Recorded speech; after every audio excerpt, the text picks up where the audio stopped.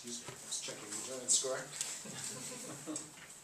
Anthony is going to be, he slipped me some notes, and he's going to be organizing 7 random words that are going to be handed to him, and he's going to be discussing these words in light of the fact that today is United Nations Day, so UN Day. So it's kind of a creative exercise on his part, juggling 7 completely random words and incorporating that into a presentation on the fact the United Nations Day is today. And so, Thank you very much, Scott. Please welcome United Nations in 7 words. United Nations in 7 words, Anthony Hogan.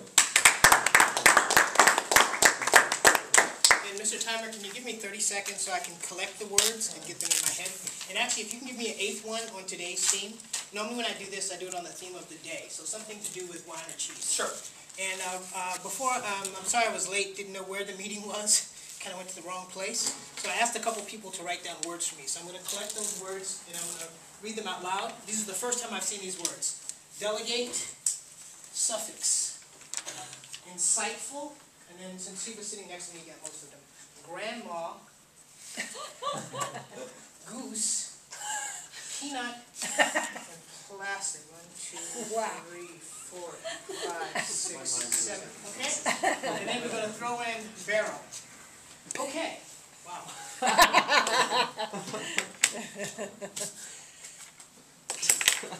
And just to explain, because I have a system of how to organize speeches called Brilliant Diamond, this is an exercise I use to make sure that I can put together speeches in an organized manner off the cuff. So it allows me to organize speeches more often. So that's why this is speech number 2.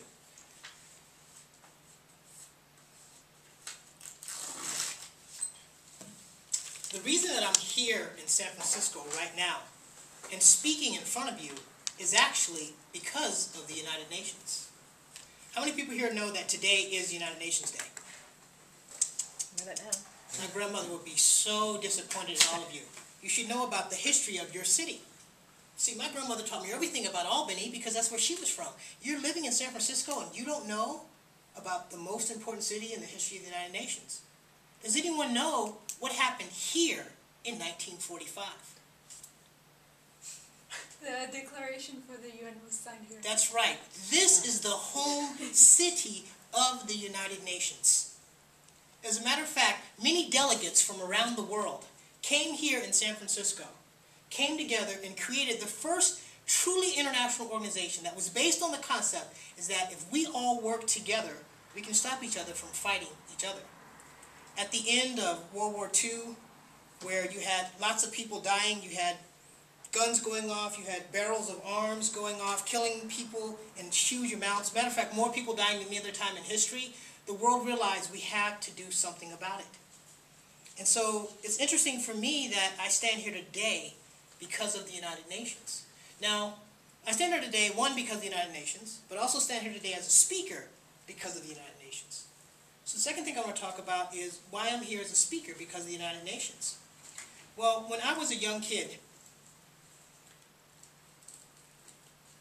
wow, sorry, one of these is really throwing me off.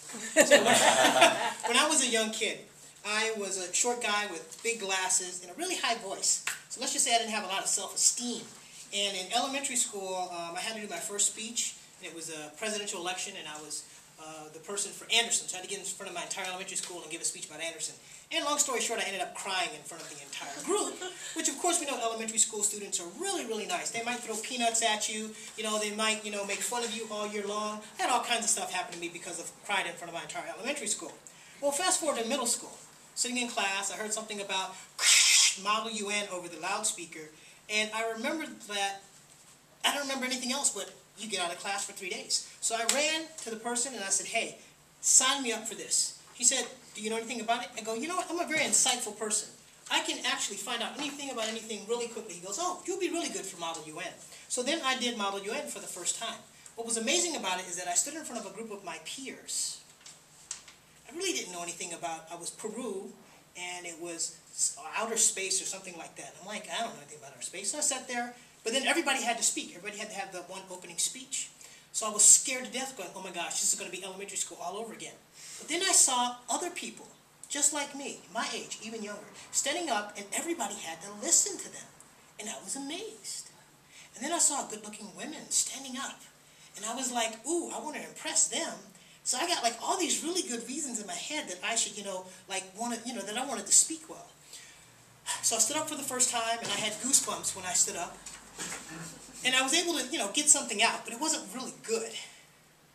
So I sat back down and I said, tomorrow, when I come in here, I'm going to give an awesome speech. And I stayed up all night long. I found one small, minute thing that was in the suffix to some web page that had something to do about international relations and the orbits or something. I don't even remember what it was, but I just studied and I said, I'm going to make one speech about this, and it's going to be really, really good. And I stood up there, and I gave this one really awesome speech, and the women smiled. The men kind of was like, okay, he's okay, and I felt really good about myself. And that's when I started doing more Model UN. So the origins of my speaking actually came from the United Nations, because I wanted to get out of class, and I did Model UN.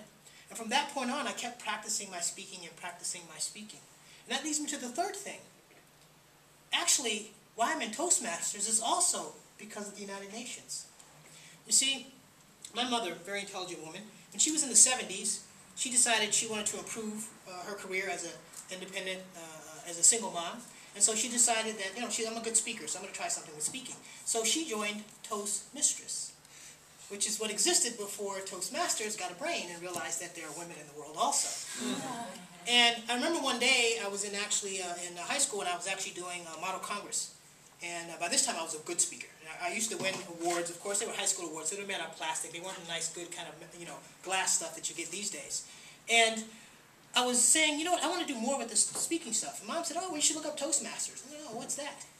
So it was because of Model UN. Well, first, let's go back. It was because of the UN that I joined Model UN, that I did Model Congress, that I said, hey, Mom, I really want to go into speaking. And she told me about Toastmistress. So even the fact that I'm in Toastmasters today has a root all the way back in the United Nations.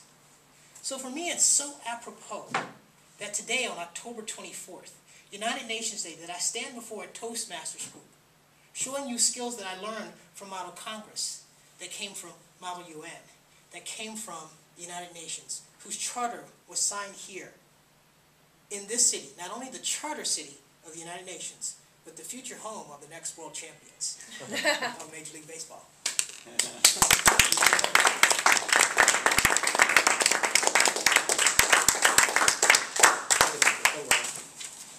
Thank you very much. Give feedback, Anthony.